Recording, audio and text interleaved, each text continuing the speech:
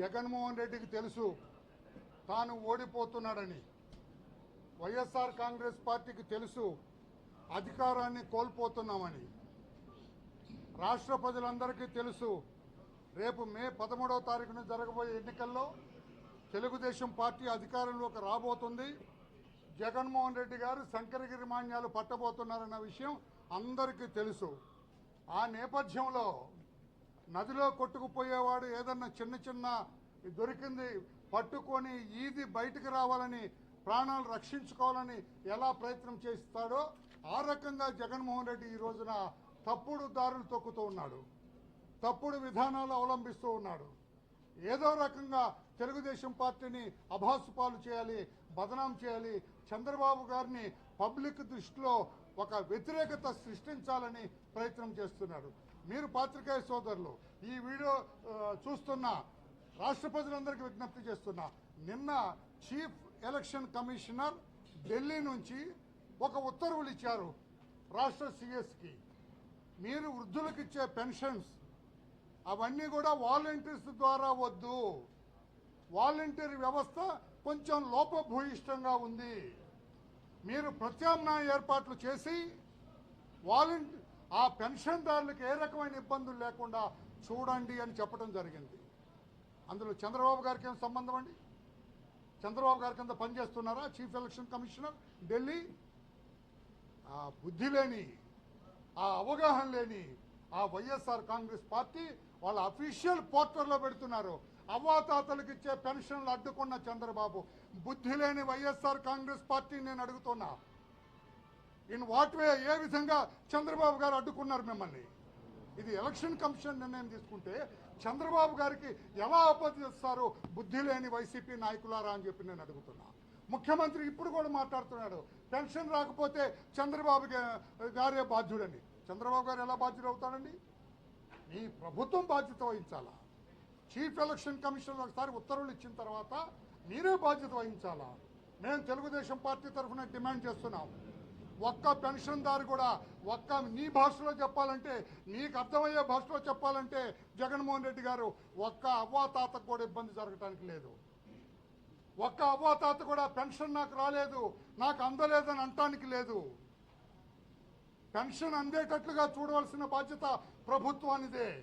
ఏదైతే election commission ఉత్తర్వులు ఇచ్చిందో వాటిని తూచా తప్పకుండా పాటించవలసిన బాధ్యత ప్రభుత్వాన్ని అని చెప్పి మరొక్కసారి తెలియజేస్తున్నా. 1వ తారీఖు నుంచి 5వ తారీఖు వరకు పెన్షన్లు ఇస్తారు. ఆ రకంగానే పూర్తి ఈరోజు 1వ తారీఖు. అందుకనే మేము చీఫ్ సెక్రటరీ జవహర్ రెడ్డి గారిని కలవటానికి మా పార్టీలో ఈ 2 జిల్లాలకు చెందిన ముఖ్య నాయకులు అందరం వచ్చాం. చీఫ్ సెక్రటరీ జవహర్ రెడ్డి గారిని కలిసాం, చాలా సుదీర్ఘంగా ఆయనతో చర్చించాం, ఈ కంప్లైంట్ ఇచ్చాం. ఈ కంప్లైంట్కి వాళ్ళ వైఎస్ఆర్ పార్టీ అఫీషియల్ పోర్టల్లో ఏ రకంగా చంద్రబాబు గారికి వ్యతిరేకంగా మాట్లాడుతున్నారో అవి కూడా ఇచ్చాం. అది నేరం, చట్టబద్ధంగా వాళ్ళని అరెస్ట్ చేయాలి, యాక్షన్ తీసుకోవాలని చెప్పాం. అట్ ది సేమ్ టైం పెన్షన్లన్నీ కూడా ఆ పెన్షన్దారులు ఇంటికెళ్ళి అంతకుముందు ఏ రకంగా ఇచ్చారో అదే రకంగా ఇవ్వాలి. ఈ పెన్షన్ డిస్ట్రిబ్యూట్ చేసే ఈ ప్రక్రియ 5వ తారీఖు పూర్తి చేయాలని చెప్పి అడగటం జరిగింది. మేము ఇంకోటి కూడా అడిగాం, అసలు మీ ఖజానాలో డబ్బు ఉందా? పెన్షనర్స్కి ఇవ్వడానికి డబ్బు ఉందా?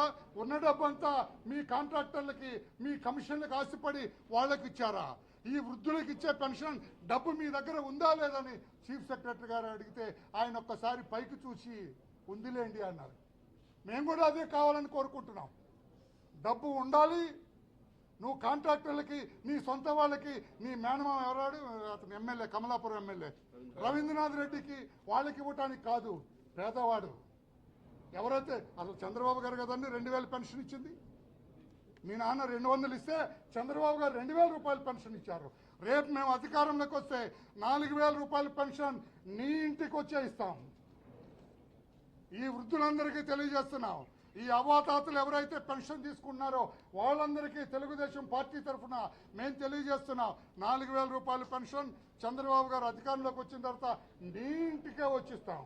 3000 కాదు, 4000 రూపాయలు ఇస్తామని చెప్పి కూడా మేము తెలియజేస్తున్నాం.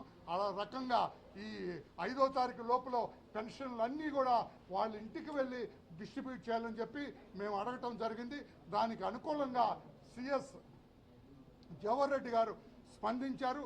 తప్పకుండా మా కలెక్టర్లందరికీ సిఇఓ సెర్ఫ్కి కూడా నేను ఆదేశాలు ఇస్తాను. తప్పకుండా తర్వాత ఆఫీస్కి వచ్చి తీసుకోండి అన్నారు. ఇంత ఎండలో వాళ్ళ ఆఫీస్కి రాలేరు. చాలామంది వృద్ధులు నడవలేని వాళ్ళు ఉంటారు. వాళ్ళ ఇంటికే వెళ్ళాలని చెప్పి కూడా మేము డిమాండ్ చేయడం జరిగింది. మరొక్కసారి పెన్షనర్లందరికీ విజ్ఞప్తి చేస్తున్నాం, మీ ఇంటికే వస్తారు, మీ ఇంట్లోనే ఇస్తారు.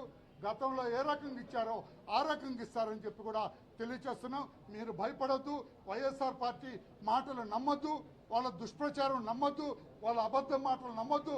ఓడిపోతూ వాళ్ళు నోటికొచ్చినట్టుగా మాట్లాడుతున్నారు కనుక అవి నమ్మొద్దు. పెన్షన్ మీ ఇంటికే వస్తుంది. ఏ ఒక్క పెన్షనర్ కూడా ఇబ్బంది కలగకుండా చూస్తామని చెప్పి తెలియచేస్తున్నాం. ఇక్కడ తప్పుడు రాతలు రాస్తున్న వైసీపీ అఫీషియల్ పోర్టల్ మీద కూడా యాక్షన్ తీసుకోమని డిమాండ్ చేస్తున్నాం. Thank you.